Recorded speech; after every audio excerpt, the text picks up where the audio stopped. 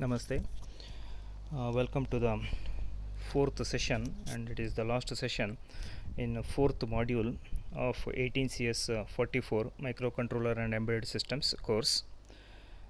In this particular session, we are going to discuss about embedded firmware design and development. The main topics covered here will be embedded firmware design approaches, embedded firmware development languages, C versus embedded C, and compiler versus cross compiler. So these are the topics that we are going to cover now.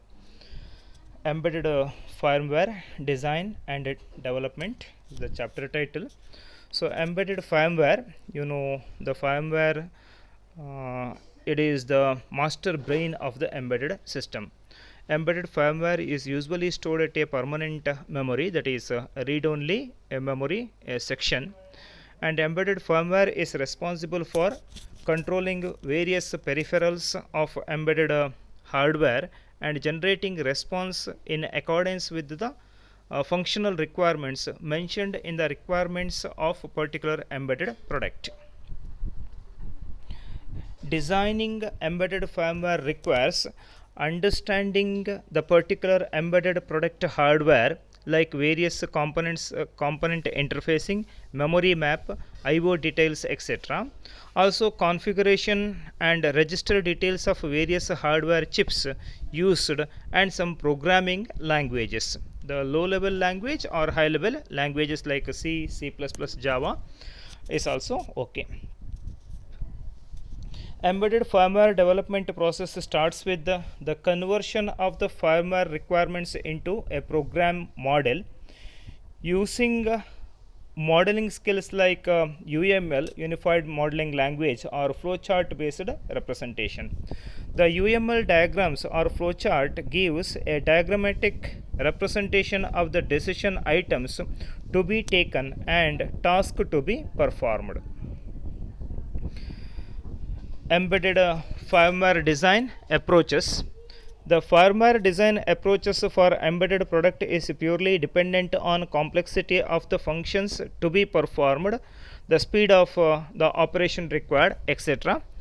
Two basic approaches are used for embedded firmware design. The first one is conventional procedural based firmware design. This process is also known as super loop model, and the second one is embedded operating system based design. So first we will see the super loop based approach, or as you know, it is also called as a conventional procedural based firmware design. The super loop based firmware development approach is adopted for applications that are not time critical and where the response time is not so important. Super loop approach is very similar to a conventional procedural programming where the code is executed task by task. The task listed at the top of the program code is executed first, and the task just below the top are executed after completing the first task. This is a true procedural one. In a multitask based system, each task is executed in a serial in this approach. The firmware execution flow for super loop model is given over here. The first, the configure the common parameters and perform initialization for various hardware components, memory, registers, etc. Start the first task and execute it. Execute the second task. Execute the next task. So likewise execute task one by one serially and execute the last defined task. Jump back to the first task and follow the same flow.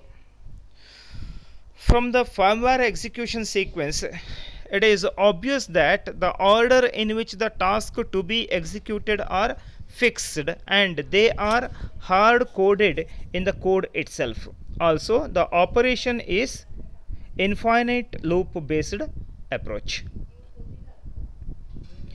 We can visualize the operational sequence listed here in terms of C programming code as given in this particular figure. You can find void main, configurations and initializations, followed by infinite loop, you can say while, then task 1, task 2, task 3, likewise up to task n, and these tasks will be repeated continuously. From this C code, you can see that the task 1 to n are performed one after another, and when the last task, nth task, is executed, the firmware execution is redirected to task 1 and it is repeated forever in the loop. This repetition is achieved by using an infinite loop. This approach is also referred as super loop based approach. Since the tasks are running inside the infinite loop, the only way to come out of loop is either a hardware reset or an interrupt assertion. A hardware reset brings the program execution back to the main loop. An interrupt request suspends the task execution temporarily and performs the corresponding interrupt routine, and on completion of the interrupt routine, it restarts the task execution from the point where it got interrupted. The super loop based design doesn't require an operating system since there is no need for scheduling. Task is to be executed and assigning priority to each task is not required here.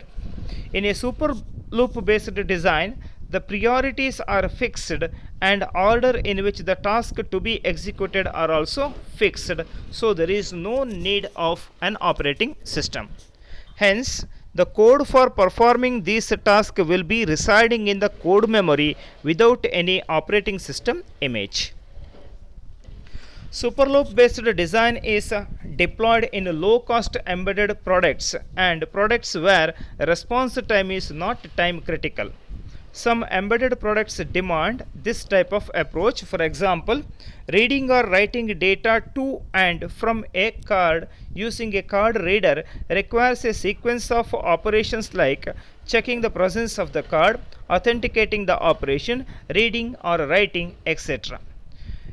A typical example of super based product is an electronic video game toy containing keypad and display unit. The program running inside the product may be designed in such a way that it reads the key to detect whether the user has given any input, and if any key press is detected, the graphic display is updated. Even if the application misses a key press, it won't create any critical issue, rather it will be treated as a bug in the firmware. The superloop based design is simple and straightforward without any operating system related overheads. This is the major advantage with the superloop based design. Coming to the drawback of superloop based design, any failure in any part of the task will affect the total system. If a program hangs up at some point while executing the task, it may remain there forever and ultimately the product stops functioning. Another major drawback of this approach is a lack of real timeless. So there are corrective measures for these drawbacks. The best advised option in use interrupt for external events requiring real time attention. The second method, embedded operating system based approaches.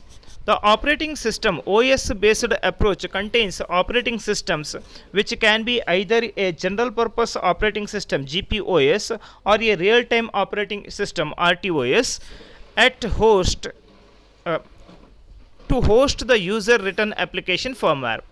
The operating system based approach contains operating system. It may be a GPOS or maybe a RTOS which is used to host the user written application firmware. The general purpose operating system based design is very similar to a conventional PC based application development where the device contains an operating system, maybe the Windows, Unix, Linux, etc. for the desktop PCs, and you will be creating and running user applications on top of it. Example of GPOS used in embedded product development is Microsoft Windows XP Embedded 8.1, which offers customization to use industry devices like personal digital assistances, handheld devices, portable devices, point of sale terminals, patient monitoring systems, etc. OS based applications also require driver software for different hardwares present in the embedded system on board to communicate with them. The real time operating system based design is employed in embedded products demanding real time response from the task. RTOS respond in a timely and predictable manner to events. Real-time operating system contain a real-time kernel which is responsible for performing preemptive multitasking, scheduler for scheduling a task, multiple threads, etc. Real-time operating system allows a flexible scheduling of system resources like CPU and memory and offers some way of communication between the task.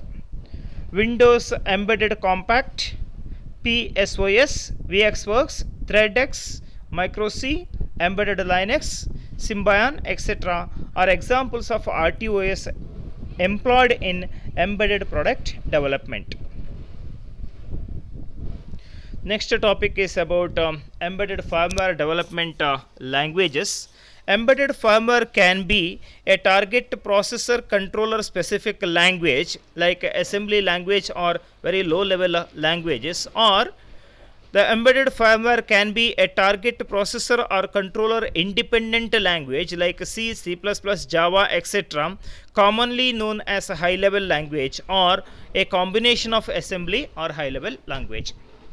The embedded firmware development languages, either it could be a assembly language or it could be a high level language or the mixture of both assembly as well as high level language. So first we will see the assembly language based development. As you know, you have already developed this kind of programs. Assembly language is human readable notation of machine language, whereas machine language is the processor understandable language. Processors deal only with the binaries, that is ones and zeros. Machine language is a binary representation. Assembly language and machine languages are processor or controller dependent, and an assembly program written for one processor or controller family will not work with others. Assembly language programming is the task of writing processor specific machine code in mnemonic form, converting the mnemonics into actual processor instructions, machine language, and associated data using an assembler. The general format of an assembly language instruction is an opcode followed by operands. Operands may be 0 for some instructions, it may be 1 or it may be 2 or like that. The opcode tells the processor or controller what to do, and the operands provide the data and information required to perform the action specified by the opcode. Example is move a, 30. So here move is the opcode which will inform the processor or the controller that it is a move operation. The movement should take place. For the value 30 should be copied to the register A over here. A is the first operand and 30 is the second operand. A is the destination register or destination operand, and 30 is the immediate value, a source operand. So here move A could be considered as the opcode and 30 as the operand. So relevant machine language will be generated by the assembler so that it will be understood by the processor or controller. The mnemonic INCA, increment A, is an example for instruction holding operand implicitly in the opcode. The machine language for the same is developed by or generated by the corresponding assembler. Assembly language instructions are written one per line. A machine code program consists of a sequence of assembly language instructions where each statement contains a mnemonic followed by a mnemonic, that is opcode followed by operands. Each line of assembly language program is split into 4 fields as shown in this particular figure. You can find the first field is the label, second field is the opcode, third one is the operands, and fourth field is the comment. So observe here, the first and last field, label and comment, are optional, or if it is required in the program, then it could be given. Label provides the means for branching to this particular instruction whenever required in the program. Also, comments makes the program readable for other users. Coming to the opcode and operands, opcode, it is the mnemonic which will tell the processor or controller what it has to do. In this example, add is the opcode which tells the processor that it has to add 2 operands following add. Mnemonic.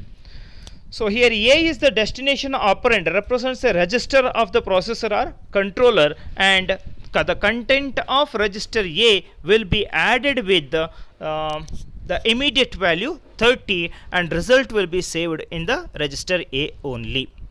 So again is the label, and add is the mnemonic or opcode, A is the destination operand, and 30 is the immediate value, a source operand in this particular example.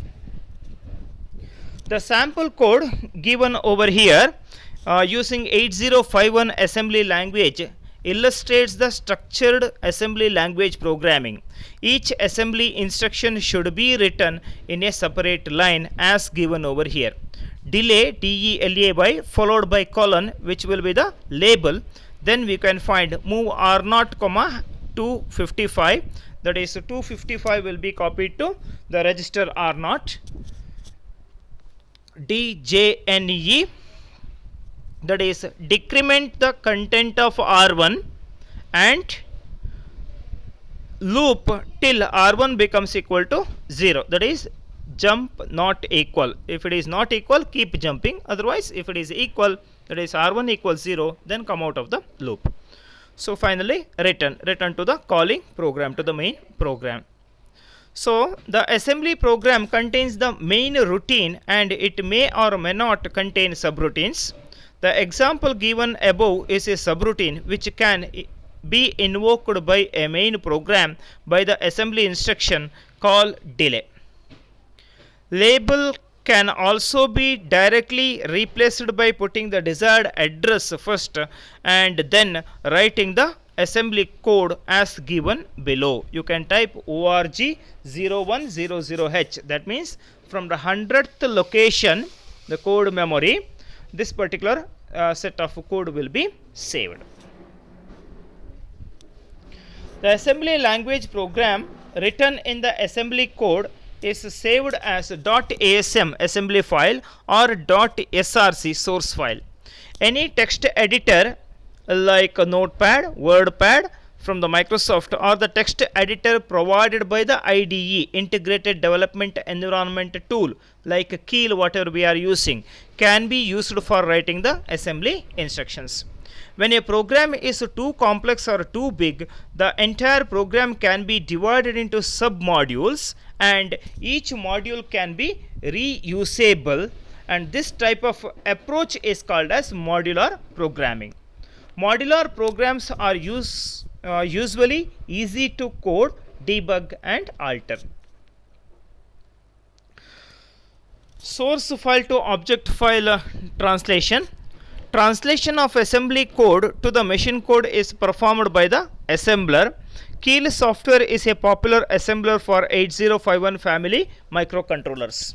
You can find first source file over here in that given diagram. Source file 1 maybe the .asm or .src, let it be module 1. Similarly, source file 2 may be called as module 2, or similarly module 3, module 4 as per the requirement of the program, right? Then a module assembler will assemble the source file 1, similarly source file 2 and source file 3 likewise, and object files for the corresponding source files will be generated. We can call it as object file 1, 2, 3, something like that, and along with the library files of the program and object files, the linker will be linking or creating a single absolute object file, and this absolute object file is converted to hex file, which is the machine readable code. Library file creation and usage. Libraries are specially formatted, ordered program collections of object modules that may be used by the linker at the linking time. When the linker processes a library, only those object modules in the library that are necessary to create the program are used. Library files are generated with the extension .lib.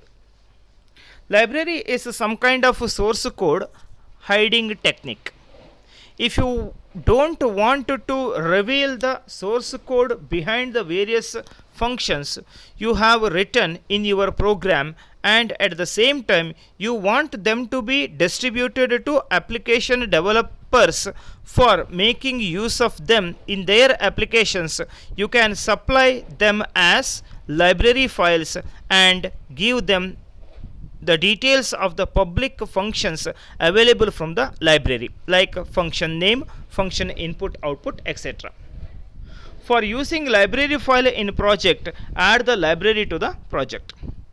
Example is lib51 from Keil Software is an example for the library creator, and it is used for creating library files for A51 assembler or C51 compiler of 8051 specific controller.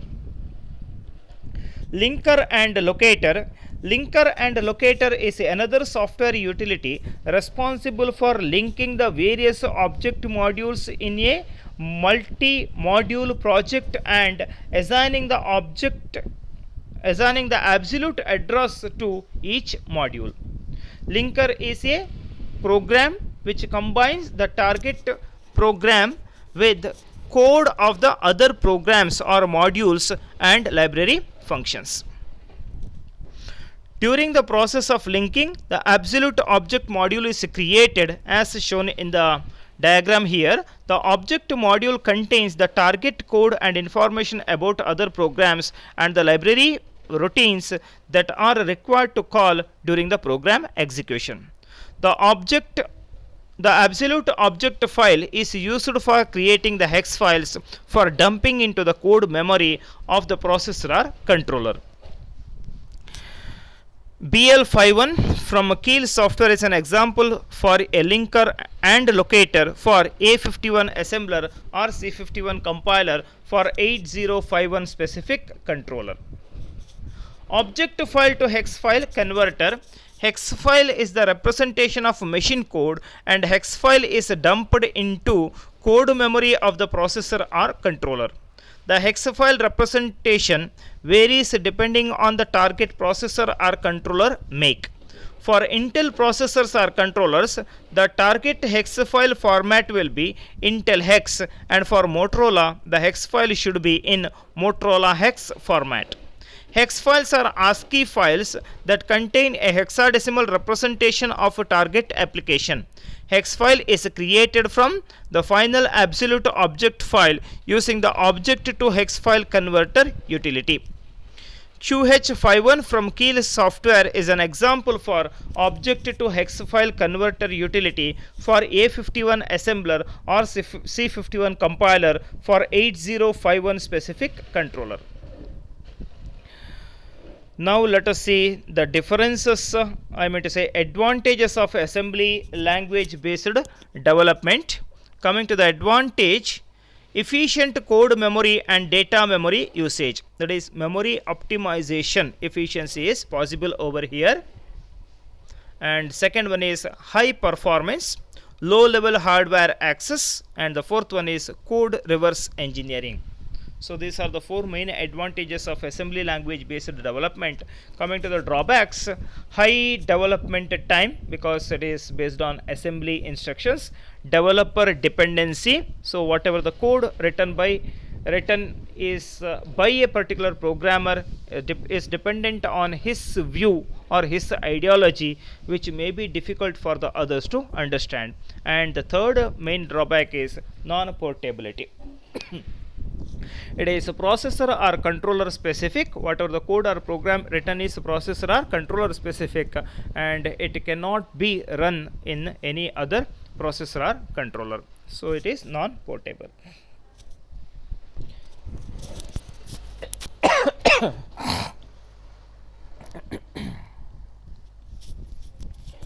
Next is a high level language based development.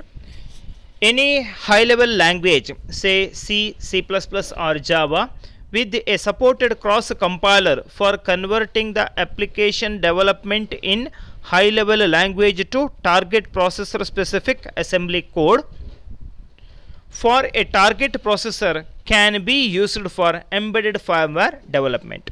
See, high level language with supported cross compiler for target processor can be used for embedded firmware development. So here a word cross compiler is coming into picture. See, cross compiler is used for converting the application developed in high level language to a target processor specific assembly code. So you are writing the code in C or C, C++ or Java, any high level language, and you are converting that one into machine language or assembly code by using a processor specific compiler, which is called as cross compiler. The most commonly used high level language for embedded firmware application development is C. C is well defined, easy to use high level language with extensive cross platform development tool support. Nowadays cross compilers for C++ is also emerging out. The various steps involved in high level language based embedded firmware development is same as that of the assembly language based development, except that the conversion of the source file written in the high level language to the object file is done by the cross compiler, whereas in assembly language based development it is carried out by the assembler.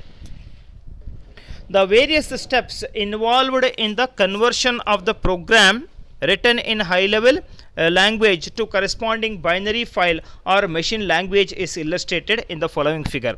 So this particular figure, you can see it is not having any much difference with the one that we have seen with the assembly language based approach.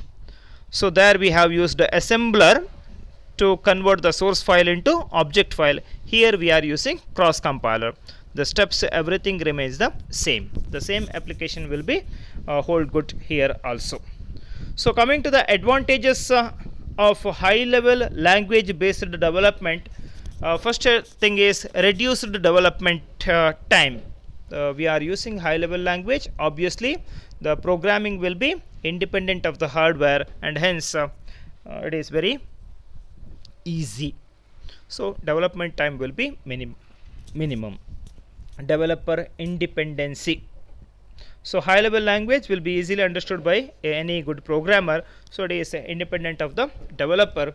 And third one is portability. High level language, if you are writing the code, then with the minimum changes to the written program, the same program could be used for other processors or controllers also.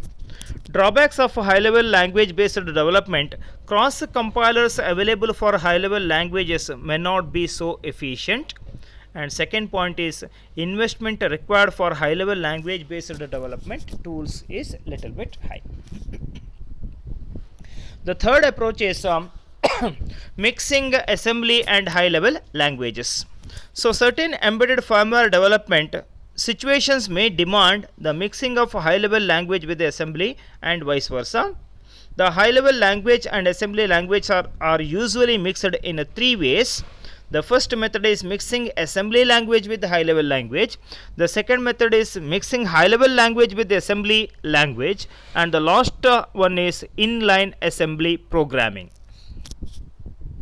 So let us see the first method, that is mixing assembly language with the high level language. For example, I can say assembly language if you are mixing with the C.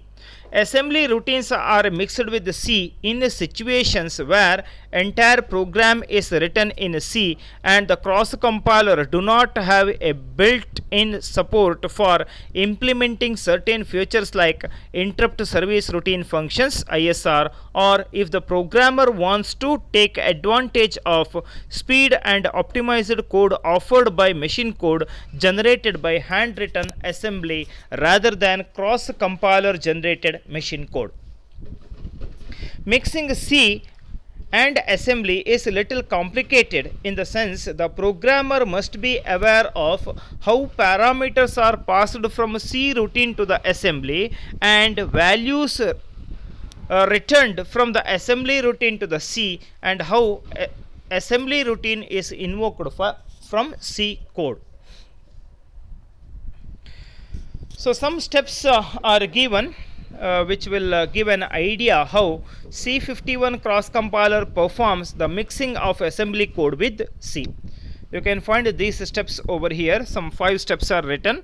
First one, write a simple function in C that passes parameters and returns values the way you want your assembly routine to. The second point, use the source directive pragma src at the top of the file so that C compiler generates an .src file instead of an .obj file. Compile the C file. Since source directive is specified, the .src file is generated. The .src file contains the assembly code generated for C code that you have written. Rename .src file to .a51 file. Edit .a51 file and insert the assembly code you want to execute in the body of the assembly function shell included in the .a51 file. The second method, that is mixing high level language with the assembly, for example C with the assembly language. Mixing the code written in a high level language like C and the assembly language is useful in the following scenario. The source code is already available in assembly language and a routine written in high level language like C needs to be included to the existing code. The entire source code is planned in assembly code for various reasons like optimized code, optimized performance, efficient code memory utilization, and proven expertise in handling the assembly, etc. But some portions of the code may be very difficult and tedious to code in assembly. For example, 16-bit multiplication and division in 8051 assembly language. To include built-in library functions written in C language provided by the cross compiler. Example, built-in graphics library functions and string operations supported by C. The last part is inline assembly, that is mixing both assembly and high level language. Inline assembly is another technique for inserting target processor or controller specific assembly instructions at any location of the source code written in high level language C. This avoids the delay in calling an assembly routine from a C code. Special keywords are used to indicate the start and end of the assembly instructions. C51 uses the keyword pragma, pragma asm and pragma end asm to indicate a block of code written in assembly. One more topic that we have to study here is the C versus embedded C. C is a well-structured, well-defined and standardized general-purpose programming language with extensive bit manipulation support. C offers a combination of features of high-level language and assembly and helps in hardware access programming, that is system level programming, as well as business package developments, application developments like payroll system, banking applications, etc. The conventional C language allows ANSI standard and it incorporates various library files for different operating systems. A platform, that is operating system specific application known as a compiler, is used for conversion of the program written in C to the target processor on which the operating system is running, and hence it is platform specific development. Coming to the embedded C, can be considered as a subset of conventional C language. Embedded C supports all C instructions and incorporates a few target processor specific functions or instructions. It should be noted that standard ANSI C library implementation is always tailored to the target processor or controller library files in embedded C. The implementation of target processor or controller specific functions or instructions depends upon the processor or controller as well as a supported cross compiler for particular embedded C language. A software program called cross compiler is used for conversion of programs written in embedded C to target processor or controller specific instructions, that is machine language.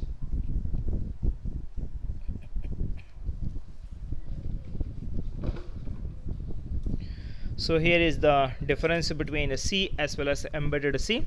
The first point is C is a general purpose programming language which can be used for design any type of desktop based applications.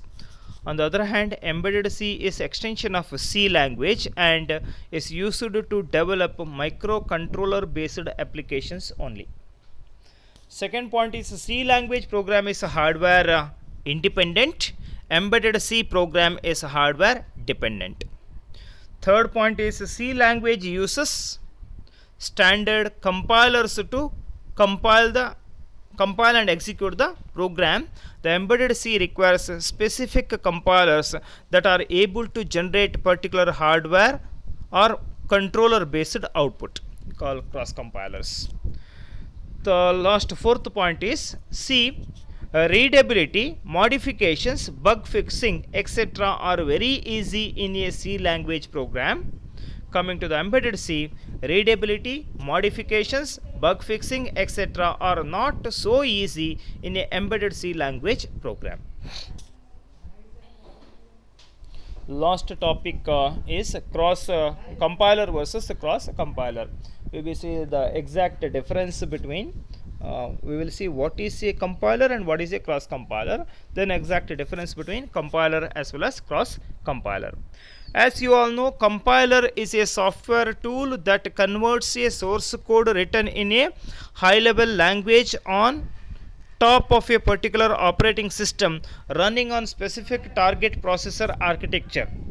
Example is Intel 86 or Pentium.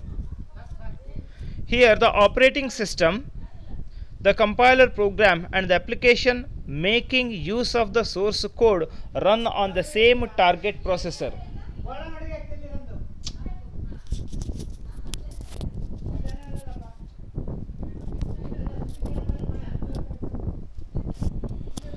The source code is converted to the target processor specific machine instructions.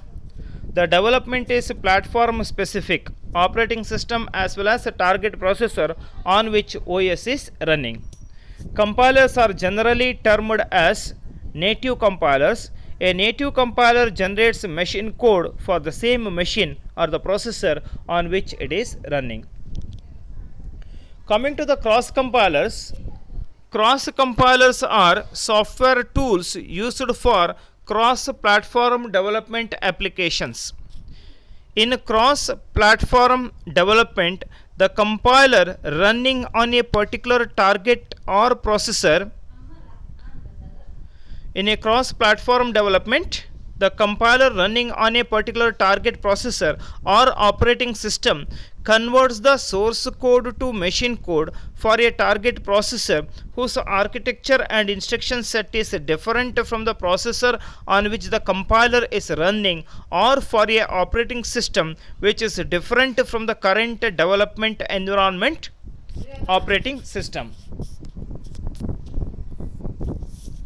Embedded system development is a typical example for cross-platform development where embedded firmware is developed on a machine with Intel or AMD or any other target processors, and the same is converted into machine code for any other target processor architecture. Example I can give: 8051 PIC, programmable interrupt controller, ARM processors, etc. Keel 51 is an example for the cross compiler. So that's all in this particular session. Before we conclude the session, let us go through the important questions that could be asked based on the portion in this particular session. First could be the explain the different embedded firmware design approaches in detail.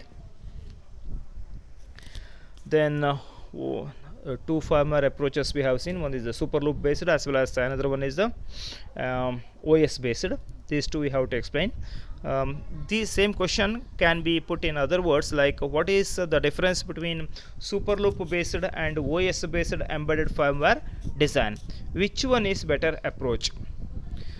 Next question may be what is assembly language programming? Explain. So explain the format of assembly language instruction. Explain pseudo ops used in assembly language programming with example. Explain the various steps involved in assembling of an assembly language program. Write a brief note on relocatable code, library file, absolute object file. Then explain the advantages and disadvantages or drawbacks of assembly language based embedded firmware development.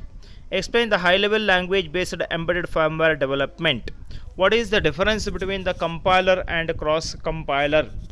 Explain the advantages and disadvantages or drawbacks of high level language based embedded firmware development. Explain the techniques for mixing C with assembly. Give examples of situations demanding mixing of C with assembly. Explain the techniques for mixing assembly with C. Give examples of situations demanding mixing of assembly with C. What is inline assembly? How it is different from mixing assembly language with C. Last one could be differentiate C and embedded C. So these are the main questions that could be asked based on the discussion that we had now. So with this fourth session, I could able to complete the fourth module, embedded system design components. The next module, it is a little bit different topic, that is RTOS and IDE for embedded system design. Fifth module, RTOS real time operating system and IDE integrated development environment for embedded system design. We are going to look into this, and here RTOS based embedded design we are going to study, like operating system basics, then the types of operating system, task, process, thread, then thread preemption, thread versus process, the difference, then multi processing and multitasking, task communication or synchronization issues, racing and deadlock concept, then concept of binary and counting semaphores, how to choose an RTOS. So these topics are mainly studied. Then we are going to look into integration and testing of embedded hardware and firmware, that is board bring up, then integration of hardware and firmware. Then one more topic that we are going to see is the embedded system development environment, that is IDE, along with the block diagram, assembler, disassembler, decompiler, simulator, emulator, debugging, target hardware debugging, then boundary scan. These topics we need to study. However, it is the last module that we will take up later. So that completes the fourth module over here. Happy learning. Thank you.